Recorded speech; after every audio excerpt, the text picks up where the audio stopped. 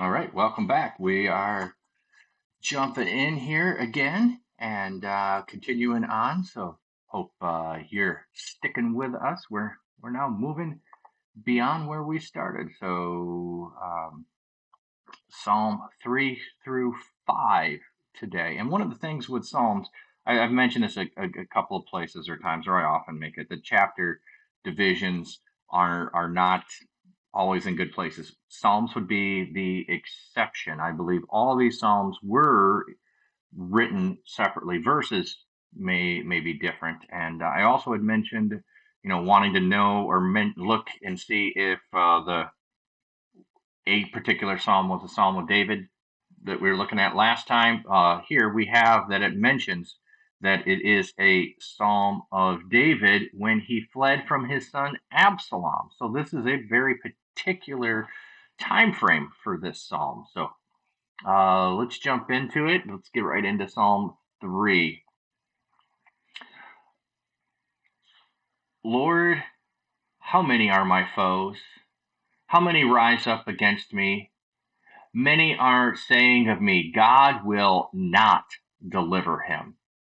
But you, Lord, are a shield around me, my glory, the one who lifts my head high. I call out to the Lord, and he answers me from his holy mountain. I lie down and sleep. I wake again because the Lord sustains me. I will not fear, though tens of thousands assail me on every side. Arise, Lord, deliver me, my God. Strike all my enemies on the jaw. Break the teeth of the wicked. For the Lord comes, from the Lord comes deliverance. May your blessing be on your people. So, just a simple, straightforward, um, the life circumstance that I'm facing is trial. Now, it tells us this is when he was fleeing from Absalom. So we know this is literal fear for life, or I shouldn't say fear for life, threat of life. There is a literal chance of 10,000 coming against him in battle. These are actual. And in the midst of that, his reliance and thought is that God is his strength, not his sword. God is his strength, not the soldiers that are surrounding him. And he wants deliverance from God from the enemies. He doesn't want to do it of his own power and strength, or he knows that even if it is in his own action, it will be coming from God. It says, "From the Lord comes deliverance." And may your blessing be on your people. He is looking for the people to be blessed, not for war to abound. So this is, yeah, if you're facing any kind of trial, whether uh, real physical danger, or if it's emotional, or if it's financial, or if it's illness, if it's anything, this is a great, yeah, even I could say maybe even work circumstances or anything like that. This would be a great psalm to read and just be reminded of God's deliverance. All right, next psalm. For the director of music with stringed instruments, a psalm of David. So this one is supposed to be sung with stringed instruments. What kind of stringed instruments? Well, I guess it would have depended upon what were available at the time. I think we think of David playing the harp, so that certainly could have been one, or the lyre, but there's other stringed instruments. So answer me when I call to you, my righteous God. Give me relief from my distress. Have mercy on me and hear my prayer.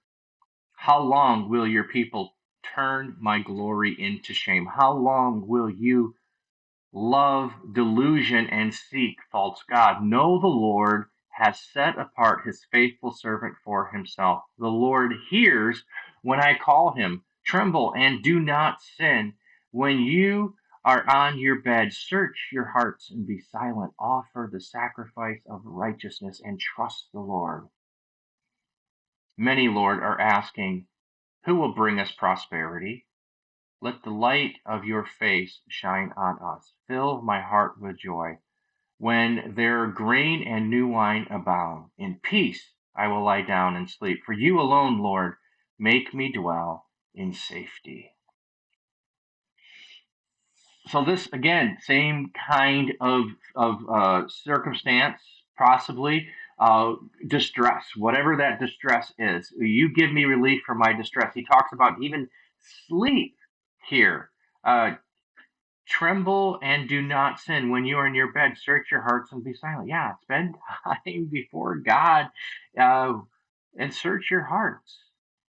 And people ask, who's going to bring prosperity? And his answer is, it's you, God. Um, Now, the beginning piece here. Answer me when I call to you, my righteous God. Give me relief from my distress. Have mercy on me and hear my prayer. Um, we might think of that as a bit arrogant, um, but I don't think that that's um, the connotation we should think about. Um, it's not demanding God to answer based upon Him being the king. It's seeking an answer based upon who God is. So I think that's an important distinction that we have the right because God is our Father.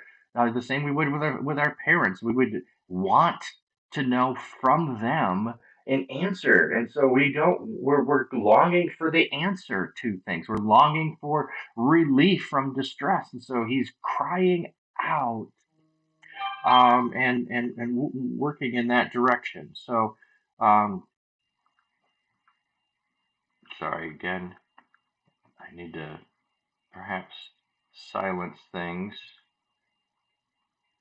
so that when I get text messages, it won't keep beeping. So anyway, so there's that psalm.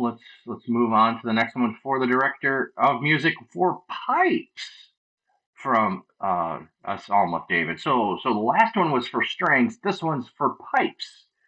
So a flute, perhaps, some the pan thing, whatever that's called, pan pipe, I think is what it is. Could even think pipe organ. That might be a good one if we had notes. There's no notes or musical notes in that sense. But let's conclude with this one. Listen to my words, Lord. Consider my lament. Hear my cry for help, my King and my God, for to you I pray. In the morning, Lord, you hear my voice. In the morning, I lay my request before you and wait expectantly. For you are not a God who is pleased with wickedness. With you, evil people are not welcome. The arrogant cannot stand in your presence. You hate all who do wrong. You destroy those who tell lies. The bloodthirsty and the deceitful, you, Lord, detest. But I, by your great love, can come into your house in reverence. I bow down toward your holy temple. Lead me, Lord, in your righteousness. Because of my enemies, make your way straight before me. Not a word from their mouth can be trusted. Their heart is filled with malice. Their throat is an open grave, and their tongues, they tell lies.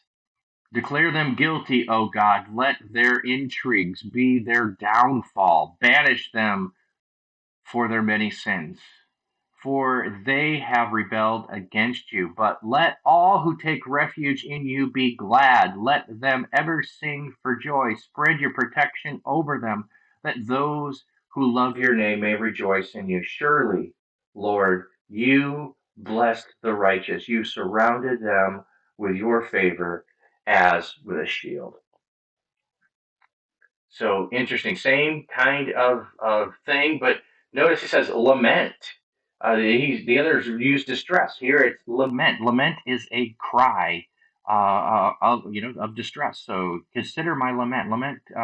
We have the book of Lamentations. Those are laments, descriptions of just suffering, and so. But we notice overall what we have in these three Psalms here, there is a description that matches that we read in Isaiah of the wickedness of the people, that people are chasing after wickedness, that there's evil people and that they're arrogant and they need to be humbled, and that God hates the wrongdoer and those who tell lies and are deceitful and have blood on their hands.